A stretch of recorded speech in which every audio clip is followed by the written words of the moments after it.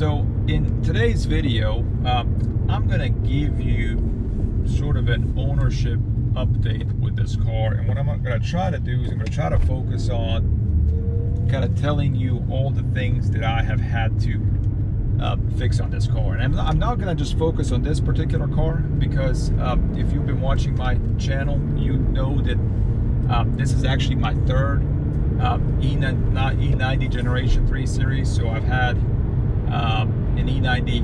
My first one was a 2008 BMW 328i. That was a brand new car.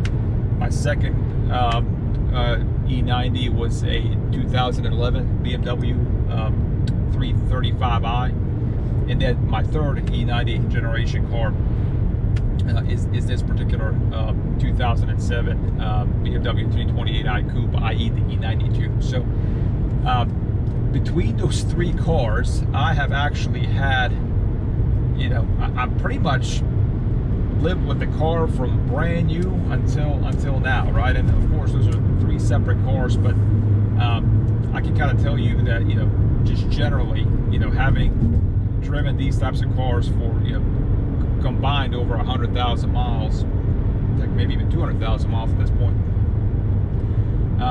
Yeah, I can tell you, you know, sort of the major things that I've had to fix on these cars. I think generally speaking, I can tell you that this platform, the BMW E90 platform, has been, you know, generally speaking, very reliable for me. I think that, you know, before I bought a BMW, I heard a ton of horror stories about BMW reliability. I really did.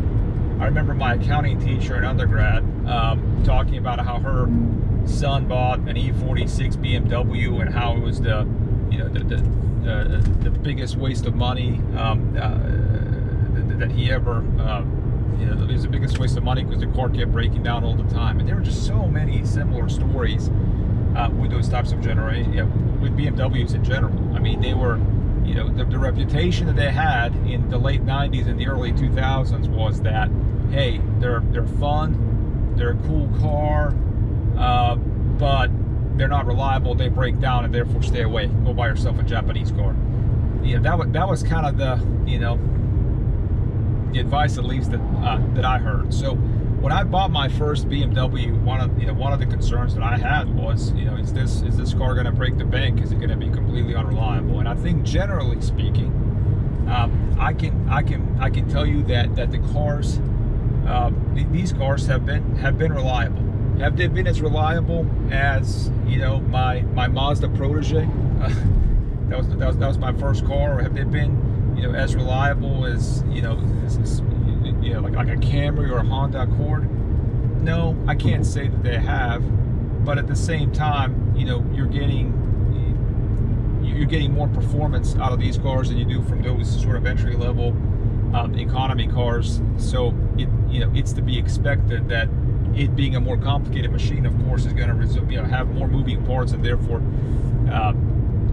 you know, probably not going to be as reliable as something of a plain car. But I think in general, I will say that I've been quite happy with the reliability of these cars. Kind of the big things that I've had to fix was starting on this particular car, and I just did a series of videos on that one, was the heating issue.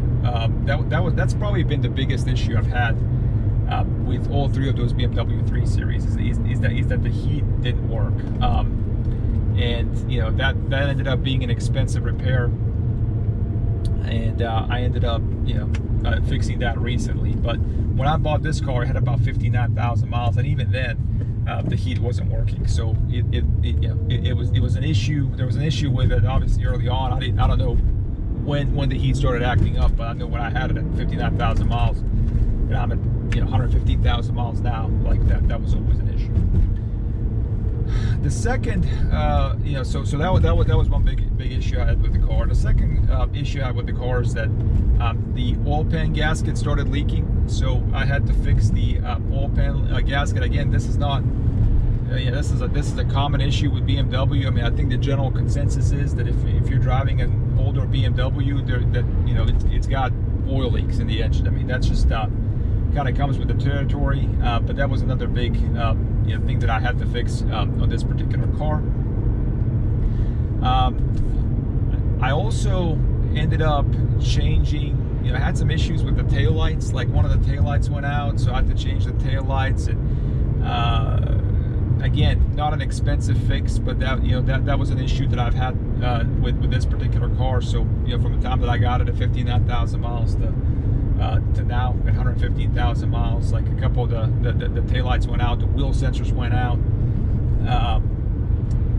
But all of those are kind of those minor items that again they're not surprising. It's one of those things where as the car gets older, as it has more mileage, it's really not unusual to be in a situation where just kind of turn around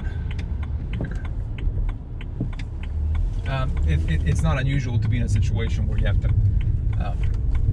get those types of things fixed.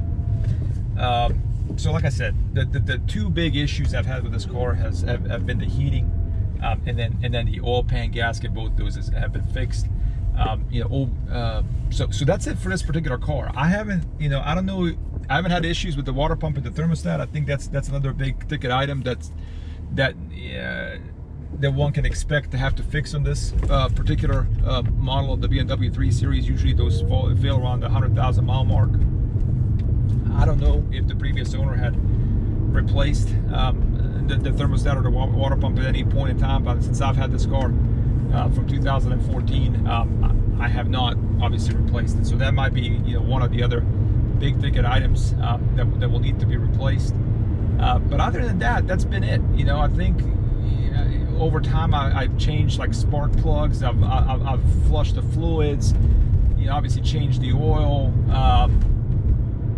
but none of those items have been major issues. I mean, they're really kind of more like your regular wear and tear items that you would expect to have to replace after driving the car for over 100,000 miles. So that's the case with this particular car. With my 335, I only had that car for a short while. I bought it when it had 10,000 miles, and I sold it when it had about 27,000 miles. So I only put 17,000 miles on the clock on that one, and I didn't own that car for a long time, maybe a year and a half, and it was also covered under warranty. So during the time that I owned the car, I didn't have any sort of mechanical issues with that particular car. It was the N55 engine, which I think traditionally has been considered to be more reliable than the N54 engine. But yeah, mechanically speaking, I didn't have any issues. One thing that probably could have been an issue, and I didn't own the car long enough to kind of get to the bottom of this, but it's sometimes like these lights up here, like I would push a light and it wouldn't work on. Sometimes it would work, sometimes it wouldn't work. And I took it to my dealer and asked them like, hey, fix this, and they're just saying, well, that's normal, which of course I know it's not normal because I've had 3 different BMWs, right? So like if you want this light to be on, it should be on. But again, I didn't own that car long enough to where I needed to. I didn't know if that was going to materialize into a bigger issue than what it was. But just wanted to mention that as well. So that's it for the 335, and then for my first BMW 328i, again, this was a brand new car that I bought, and probably like many BMW owners, I was kind of fanatical about making sure that it was well taken care of, that it was the car was garaged. I would change the oil every 7,500 miles instead of the 15,000 mile intervals that BMW recommended. And really the only issue I had with that particular car was that I had to replace the ignition coils. That's it. That was the one thing that during my ownership of 80,000 miles, literally the only thing I had to change were the ignition coils. And those ignition coils, that was an expensive fix, and when I got that replaced, the car worked fine. I mean, obviously, at some point I had to change the brake pads. I don't exactly know, what the mileage was at that point, but again, none of these are, any sort of major issues. I had to replace a battery at some point. Again, just regular wear and tear items. So I can tell you that that 2008 BMW 328i was super reliable. I mean, that's one of the beauties of, you know, if you buy a brand new car, especially if you know, obviously if you buy it, hold it just for a few years and sell it, you're going to get hit with a depreciation hit. But if you buy a brand new car and plan to hold it for a long period of time, and you can really get yourself, you can really start taking care of that car from day one. And you know, when I look at the three BMWs that I had, probably that 2008 BMW 328i was the most reliable one that I've had. And I'm sure that a lot of that had to do with the fact that I was the original owner and was taking care of that car from the start. So I'll conclude the video by basically saying that, you know, these cars are generally reliable. You probably, though, I mean, they are getting older though, so there are a number of parts that you know are probably gonna have to be replaced, just given the age of the car, the mileage of the car. So again, you know, like I said in one of my previous videos, if you buy a higher mileage BMW, obviously it helps if you know how to work on those cars yourself. That, you know, that goes without saying, because you can save quite a bit on, you know, maintenance costs, repair costs, and things like that. But if you don't know how to do that, then you should have enough disposable income to where, you know, you might have to shell out $1,000, $2,000 to get something fixed, something unexpected that may come up. So anyway, guys, I hope you enjoyed this video. If you did, give it a thumbs up, leave a comment below, and subscribe to my channel. There'll be a lot more videos coming your way.